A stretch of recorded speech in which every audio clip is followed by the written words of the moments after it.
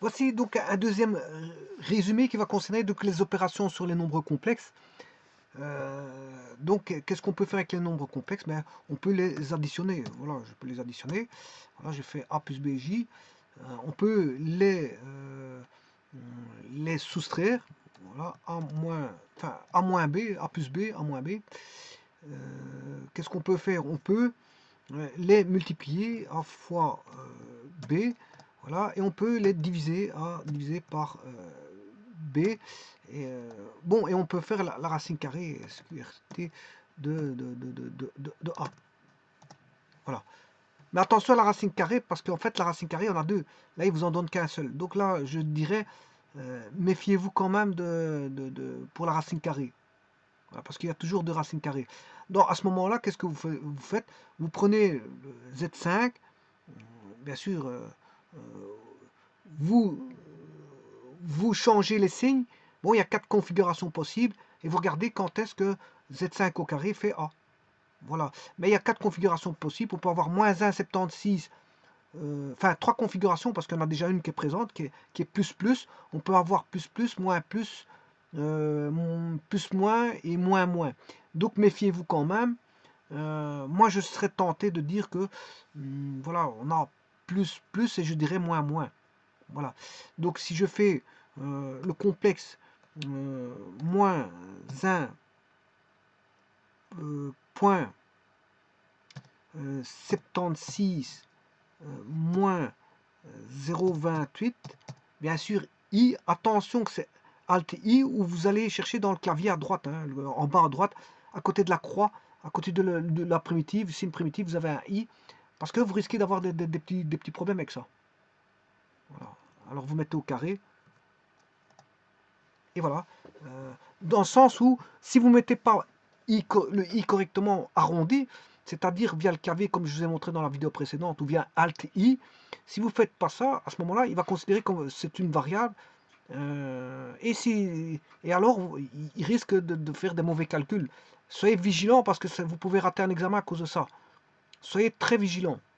Je l'ai dit auparavant, c'est bien de manipuler des choses, de faire confiance, mais si ça vous ramène tout droit dans le mur, que vous avez raté votre examen alors que vous l'avez fait avec vos GeoGebra, ça change rien. Parce que, en fait, qu'est-ce qui se passe? Mais c'est ce qui s'est passé dans mes premières vidéos d'ailleurs, hein.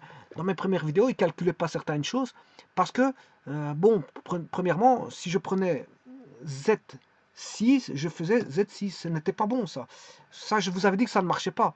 Mais ça marche avec un indice. Et l'indice, ben, c'est AN, A indice N, voilà, plus, et là je peux faire un calcul, vous devez sortir de l'indice bien sûr, par flèche à droite, voilà, fois Z, et là vous remettez l'indice 4, voilà, et l'indice, l'écriture indicielle dans le clavier en bas, hein. Ouais, il est dans le clavier en bas, et là vous voyez qu'il a calculé, il a fait Z7 fois Z6, voilà, donc il sait faire des additions, des multiplications, il sait faire même des puissances, hein. Je vais prendre Z7, un 10, voilà, 7 euh,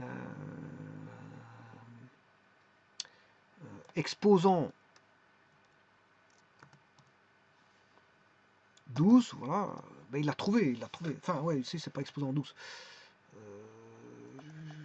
c'est exposant 12, je me suis complètement trompé,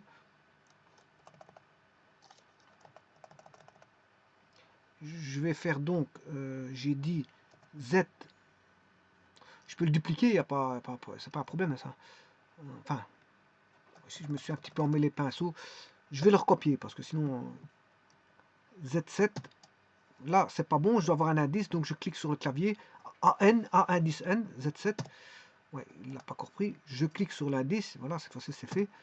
Tiens, comment ça se fait qu'il ne le met pas? Je vais recommencer. Donc, c'est Z. Je vais chercher l'indice. 7. Voilà. Alors, bien sûr, ceci, je mets entre parenthèses. Exposant. Alors, l'exposant, c'est soit le chapeau que vous allez chercher dans le clavier ou vous avez les exposants. Bon, je vais chercher l'exposant ici. Voilà, exposant. Voilà, c'est A exposant B, si vous voulez. Voilà. Et là, je vais mettre 12. Voilà, il a trouvé la réponse. Vous voyez qu'on sait faire même voilà, des exposants, vous pouvez faire ce que vous voulez, hein, manipulation de ce que vous voulez. Alors, dernière chose, je voudrais bien tester si, bon, tout ça m'intéresse plus parce que vous savez faire des additions, des soustractions, pour autant que vous écrivez correctement. Le tout, c'est une question d'écriture, hein. C'est une question d'écriture. Si vous ne l'écrivez pas comme stipule le programme, c'est-à-dire par les programmeurs qui ont programmé GeoGebra, si vous ne l'écrivez pas à leur façon, comme il est demandé au travers du programme, hein, parce que bon, quand on fait un programme, on demande d'écrire de la sorte, donc c'est stipulé dans l'aide. L'aide vous dit d'écrire comme ça, si vous n'écrivez pas comme ça, c'est pas bon. C'est pas bon. Il n'y a pas d'autre écriture possible, si ce n'est que celle, je veux dire, paramétrée par le programmeur, parce que lui a besoin de ces données pour les traiter dans des fonctions. Et ces fonctions demandent un paramétrage qui rentre dans un canevas. Si le paramétrage ne rentre pas dans un canevas, mais le paramètre n'est pas considéré comme un paramètre valable et est discrédité par rapport à voilà, la, le déroulement du reste du programme, parce que vous êtes directement dérouté en sachant qu'il y a un message d'erreur qui est bien sûr écrit par le programmeur qui fera en sorte que voilà, ce que vous avez tapé est une écriture hors norme qui ne correspond pas à, si vous voulez, l'acquiescement du paramètre par la fonction. Voilà. Donc, soyez vigilants à ça, écrivez correctement. J'ai fait une vidéo spéciale, elle n'a pas été faite pour rien. Elle a duré 2 heures. C'est bien pour une certaine raison. C'est pour vous dire que si vous ne mettez pas les écritures correctement, mais c'est pas la peine de manipuler GeoGebra, parce que bon, GeoGebra demande de manipuler les choses comme GeoGebra l'entend et pas comme vous l'entendez. C'est pas GeoGebra à se mettre dans, je veux dire, dans c'est pas à GeoGebra à se mettre dans le, voilà, on va dire, dans les règles de l'utilisateur, mais c'est à l'utilisateur de se mettre dans les règles du logiciel. Et c'est toujours comme ça. Pourquoi? Parce que le programme, une fois qu'il est programmé, il est ficelé, et point, il tourne comme ça pour tout le monde. Pour tout le monde. S'il faudrait faire 50 millions de règles pour 50 millions de personnes, ben, les programmes n'en sortiraient pas. Les programmeurs n'en sortiraient pas, c'est pas possible. Donc pour ça, qu'est-ce qu'on fait? Ben, on adapte veut dire, des règles pour lesquelles les utilisateurs devront se conformer aux règles pour utiliser, si vous voulez, le programme. Sinon le programmeur, de toute façon, aura pris la peine de faire en sorte qu'il y aura un message d'erreur qui apparaîtra en vous disant que c'est mal encodé, qu'il faut aller peut-être voir l'aide, ou il va peut-être vous orienter vers quelque chose qui vous aidera. Voilà. Mais en tout cas, on ne fait pas ce qu'on veut. Mais ça, l'informatique, c'est comme ça. L'informatique, il faut, voilà, on est tous, on doit respecter tous les règles qui sont régies par le programmeur, et donc par l'intermédiaire du programme, vous devez suivre les règles qui sont préétablies pour l'usage d'un logiciel d'office. Ne pas utiliser ces règles, ça ne marchera pas. Alors, ça va même au-delà de ça. Il y a des caractères spéciaux que vous avez copiés de certains logiciels. D'ailleurs, j'ai fait une vidéo là-dessus qui a duré 2 heures là-dessus. Vous allez prendre des caractères spéciaux d'un logiciel, vous allez le ramener sur GeoGebra, il ne va pas accepter. Hein. Il n'acceptera pas. Voilà. Et pourtant, c'est le même caractère spécial que sur un autre logiciel, par exemple Excel. Là, je prends la lettre différent de, mais c'est le même symbolisme, mais ça ne marchera pas de l'un par rapport à l'autre.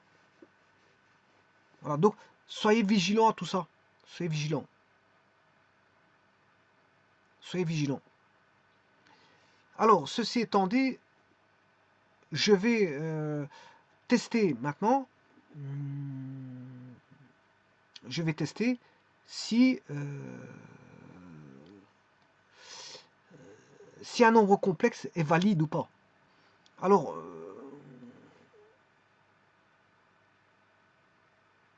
pour ça, je vais chercher une fonction. J'ai écrit par exemple complexe égale est défini. Bon, c'est le deuxième ici. Alors, là, il faut savoir le marquer correctement.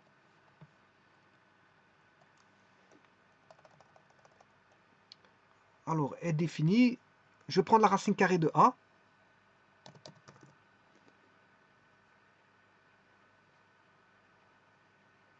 Alors, ça pourrait être un réel.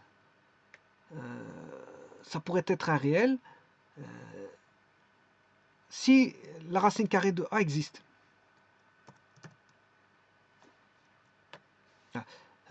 Par exemple, j'ai 3, racine carrée de 3, j'ai 9, racine carrée de 9, ça existe, il va trouver quelque chose.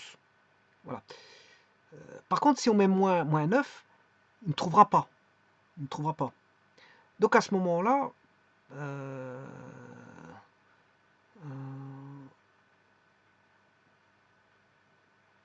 il ne trouvera pas. Si c'est un nombre pur, voilà, si j'avais mis 9, moins 9, un nombre pur, il ne trouvera pas. Donc il ne sera pas défini, si vous voulez. Mais si j'avais un positif, il aurait été défini. Voilà, je peux vous montrer ça. Je vais enlever ceci. Hein. Je vais enlever ceci. Je vais vous mettre un nombre que je vais appeler P égale 9. Voilà, P égale 9. Alors,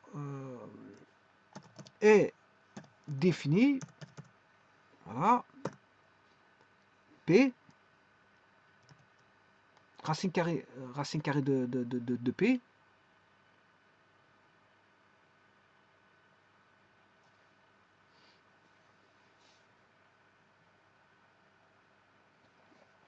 SQRT,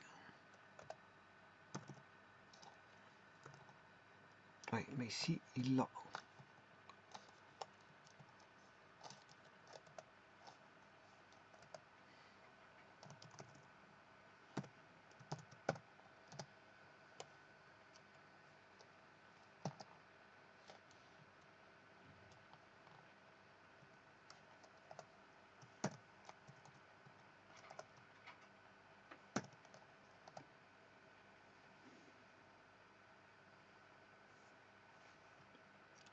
Je vais réécrire.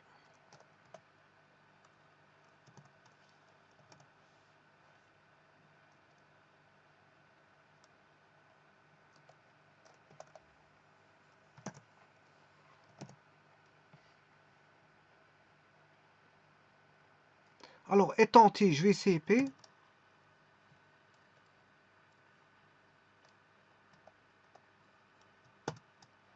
Voilà, là il est entier. Bon, on voit bien que P est entier. Bon, on est d'accord.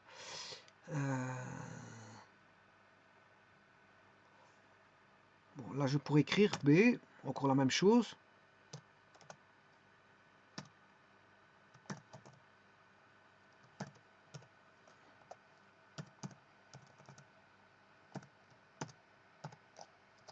Toujours vrai. Maintenant, si je mets P égale...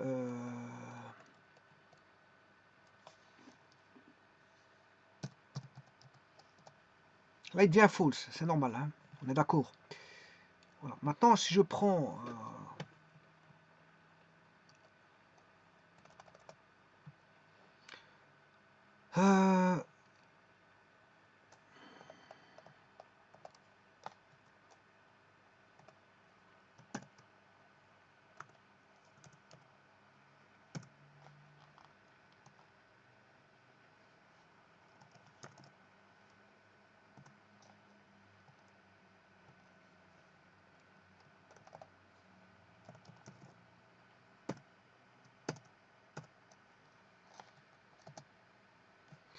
voilà, il est défini. Si je mets moins, c'est false. Là, il n'est pas défini. On est d'accord. On est d'accord. Bon, maintenant, je vais faire la même chose avec le complexe. Donc, j'avais dit qu'un nombre n'est pas défini si sa racine carrée est négative. Voilà, mais enfin, je m'excuse, je me suis pas exprimé. Un nombre est défini si l'intérieur de la racine carrée est positive ou égal à 0. Mais si c'est négatif, ce ne sera pas défini. En fait, c'est un domaine. Il teste le domaine s'il est vrai, il fait partie du domaine ou pas. Hein, c'est juste ça. Voilà, racine carrée de P. Je prends un point P, je regarde s'il est dans le domaine. C'est un petit peu ça. Alors pour un nombre complexe, comment écrire ceci? Ben, je vais prendre le A, voilà, je sors de ceci, plus, alors, la racine carrée de moins A, s'il était réel, racine carrée de A, si le nombre A serait réel, il n'y aurait pas de problème. Enfin, s'il serait positif ou égal à 0, il n'y aurait pas de problème. Par contre, s'il serait négatif, ça pose un problème. Il ne serait pas défini. Mais pour un complexe, bon, la racine carrée du nombre A, s'il serait négatif, ça pose pas de problème. Ça pose pas de problème. Voilà.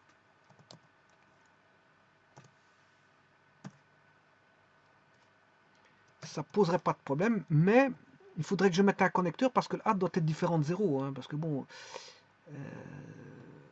voilà, 0 plus 0i, moi je retirais ce cas-là.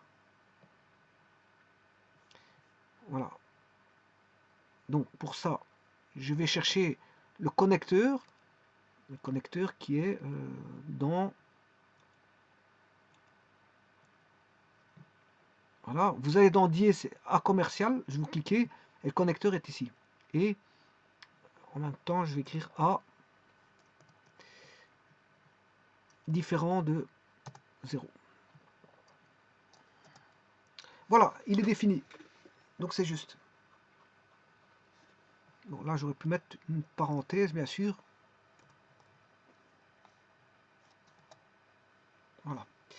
Alors maintenant, si j'avais eu un nombre... si j'avais eu ceci... Voilà. Vous avez vu ce qui s'est passé, il l'a mis à false.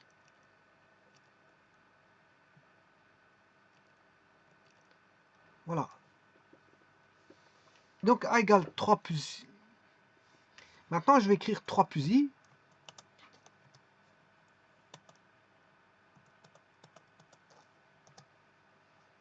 Il ne faut pas ce I là. Là, il l'a fait automatiquement. Il l'arrondit, mais je ne veux pas l'arrondir. Ouais, il veut pas. Il veut pas. Il le force. Et c'est ça que je voulais vous montrer. Voilà. Non défini. D'accord. Voilà. Là, je vais le forcer encore une fois. Il a toujours non défini. Là, je vais le forcer comme ceci. Non, en fait, il le force. Il le force. Et bon, ça m'embête parce que je voudrais bien prouver que ce n'est pas un complexe. De toute façon, si j'ai écrit ceci. Voilà, il a mis à false de toute façon. Il a mis à false. Vous avez bien vu qu'il a mis à false. Vous écrivez 3 plus I.